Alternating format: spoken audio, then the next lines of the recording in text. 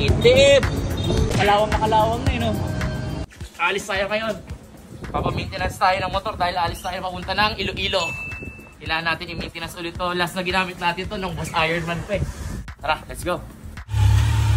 Tagal ko na din nagamit.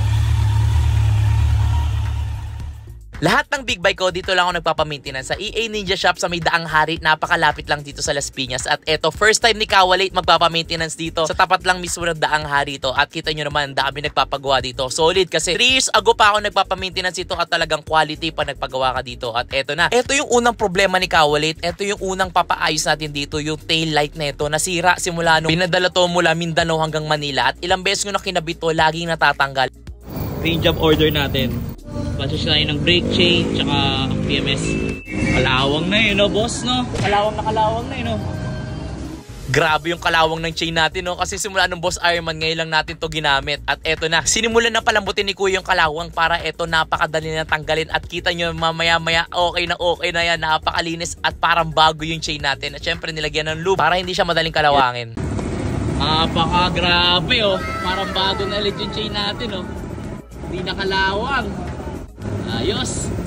Okay na, boss? Okay na? Hindi na matatanggal to? Ayos na. Okay na. Itim, no? Itim. Ito yung oil filter niya. Paspalitan natin ang original din na oil filter. Kawasaki din, no? Kawasaki. Ito yung gagamitin natin dito. Bagong oil filter. Uy. At syempre, ilalagay na natin yung bago nating oil filter. Syempre, sa battery, Yuasa ang gagamitin natin. At eto, pina-adjust na natin yung prism light natin. Inalign muna natin para naman pag sa gabi, kitang-kita ulit yung daan. At eto yung ginamit ko ng Boss Ironman. Napakalakas tong prism na to. Solid.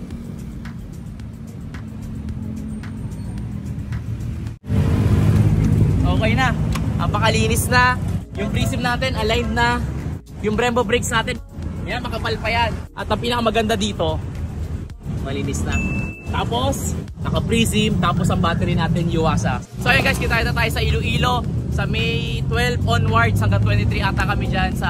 Magpapanay kami, Magigantes Island, tapos mag-Gimaras. So kita na tayo dyan. Marami kami stickers at syempre mga helmet na ipapamigay sa inyo. Kaya yun, palagi and God bless for Joe Motovlog. Peace out.